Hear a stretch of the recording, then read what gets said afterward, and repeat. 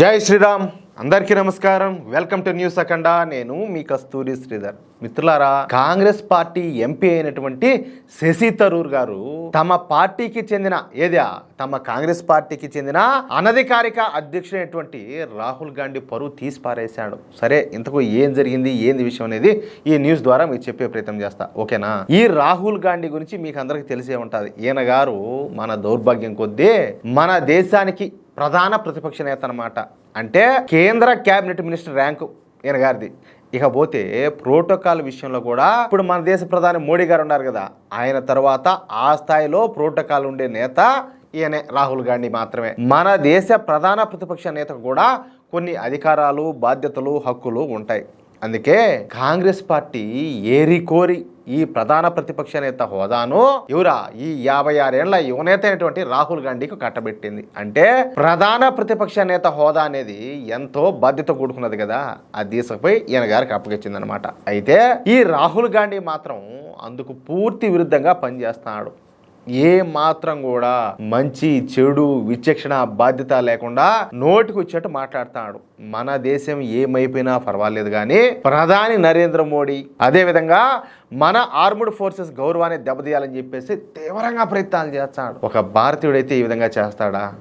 అందున ఒక బాధ్యత కలిగినటువంటి భారతీయుడైతే ఇట్లా చేస్తాడా అంటాలి. నువ్వు ఈ దేశానికి ప్రధాన ప్రతిపక్ష నేత అయిపోతుంది. ఒకవేళ భారతీయ జనతా పార్టీ తప్పు చేసినా, నరేంద్ర మోడీ గారు తప్పు చేసినా నీకు నిజాయితీగా ఎదిరించే హక్కు బాధ్యత ఉంటుంది, అవునా కదా? అలాంటిది నువ్వు దేశం కోసం కాకుండా ఏదో శత్రు దేశాల కోసం పనిచేసినట్టు మాట్లాడుతా ఉంటే ఇంకేం మాట్లాడాలా, ఇంకేం చెప్పాలా అంటాలి. గత వారం రోజుల నుంచి ఆపరేషన్ సింధూర్లో భారతదేశ యుద్ధ విమానాలు కూలిపోయినాయని, చూడండి, భారతదేశ పైలట్లు సరైన వాళ్ళు కాదని, ఎన్ని యుద్ధ విమానాలు కూలిపినాయో ప్రధాని మోడీ చెప్పాలని బహిరంగంగా ప్రకటనలు ఇస్తూ మన ఆర్మ్డ్ ఫోర్సెస్ యొక్క ప్రతిష్టను మంటగలిపేలా ఈ రాహుల్ గాంధీ మాట్లాడినాడు. సరిగ్గా మన శత్రు దేశమైనటువంటి ఈ పాకిస్తాన్ ఏవైతే వ్యాఖ్యలు చేస్తుందో ఆ వ్యాఖ్యలనే ఈ రాహుల్ గాంధీ చేస్తా వచ్చాడు. అంటే పాకిస్తాన్ పాటను ఈ రాహుల్ గాంధీ పాడుతున్నాడు అనమాట.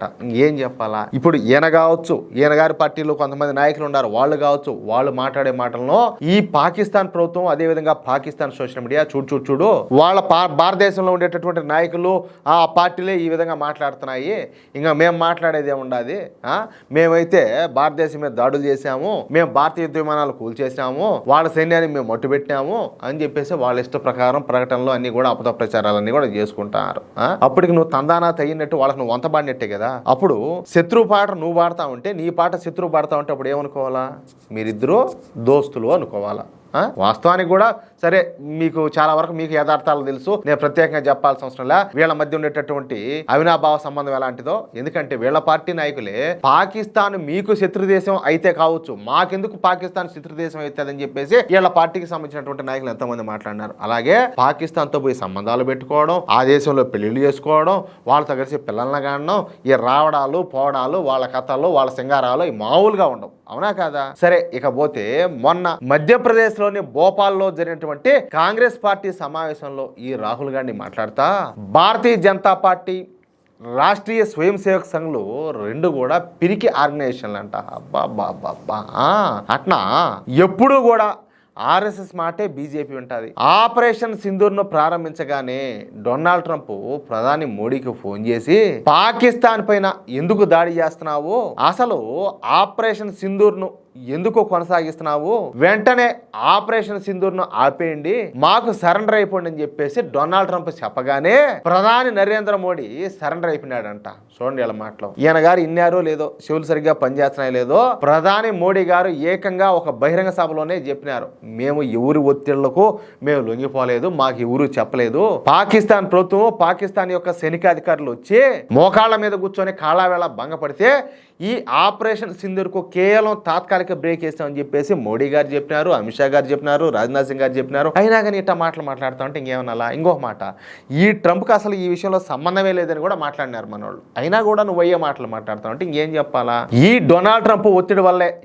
డొనాల్డ్ ట్రంప్ ఒత్తిడి వల్లే నరేంద్ర మోడీ సరెండర్ అయిపోయినాడు, ఆపరేషన్ సింధూర్ను ఆపేశాడంటూ ఈ రాహుల్ గాంధీ కారుకూతలన్నీ కూడా కూర్చున్నాడు. ఈ ఒక్కసారి మాత్రమే కాకుండా అనేక సార్లు అనేక సందర్భాల్లో ఇలాంటి వ్యాఖ్యలే చేస్తా వస్తున్నాడు. సరే, ఇదే సమయంలో కాంగ్రెస్ పార్టీ ఎంపీ అయినటువంటి శశి థరూర్ అమెరికా పర్యటనలో అయితే ఉన్నాడు. ఆయన నిన్న వాషింగ్టన్కు చేరుకున్నాడు. ఈ సందర్భంగా వాషింగ్టన్లో ఒక మీడియా సమావేశం జరిగింది. ఈ మీడియా సమావేశంలో మీడియా ప్రతినిధులు రాహుల్ గాంధీ వ్యాఖ్యల గురించి శశి థరూర్ను ప్రశ్నించారు. డొనాల్డ్ ట్రంప్కు నరేంద్ర మోడీ గారు సరెండర్ అయిపోయినాడా అని చెప్పేసి ఈయన మీద ప్రశ్నలు సంధించారనమాట. ఎవరి మీద?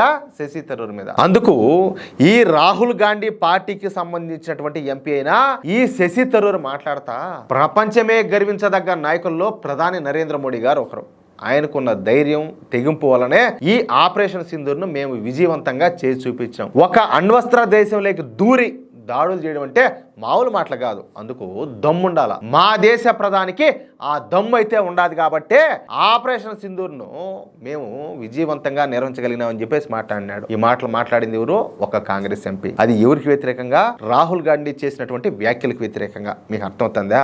ఆపరేషన్ సింధూర్ను ప్రారంభించిన 6వ రోజున పాకిస్తాన్ ఆర్మీ డైరెక్టర్ జనరల్ మాకు ఫోన్ చేశాడు. మీ కాళ్ళు పట్టుకుంటాము, మమ్మల్ని కనికరించండి అని చెప్పేసి మమ్మల్ని వేడుకున్నాడు. తప్పు జరిగిపోయింది, మమ్మల్ని క్షమించండి అని చెప్పేసి ప్రాధేయపడినాడు. ఇక పైన ఇలాంటి తీవ్రవాద ఘటనలు జరగకుండా చూసుకుంటామని చెప్పేసి దేవుని పైన ప్రమాణం చేశాడు. తాము తీవ్రమైనటువంటి ఆర్థిక ఇబ్బందుల్లో ఉన్నామని, మా దేశ ప్రజలకు కనీసం మింగడానికి మెతుకు కూడా దొరకడం లేదని, దయచేసి మా పైన కరుణ జాలి చూపించమని చెప్పేసి మమ్మల్ని కాళ్ళ వేళ్ళ వేడుకున్నాడు. అందుకే మేము కాస్త ఆలోచించి ఈ పాకిస్తాన్ పైన చేస్తున్నటువంటి దాడులను తాత్కాలికంగా వాయిదా వేసినాం. అంతే తప్ప ఆపరేషన్ సింధూర్ను ఆపేలా.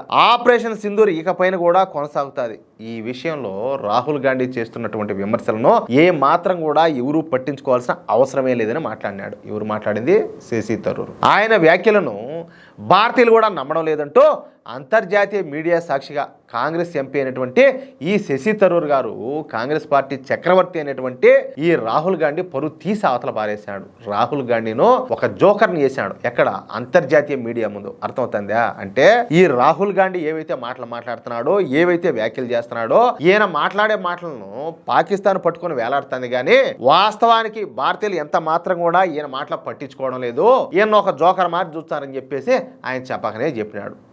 అది ఆ విషయమా? అంటే ఈ రాహుల్ గాంధీ పార్టీ ఎంపీలే ఆ విధంగా మాట్లాడుతున్నారంటే దాన్ని బట్టి మీరు అర్థం చేసుకోవచ్చు. ఎందుకంటే ఈ శశి థరూర్లో దేశభక్తి, భారతీయత అనేది నాకు కాస్త కనపడుతుంది. కానీ ఈ రాహుల్ గాంధీలో నాకు అది కూడా కనపడడం లేదే.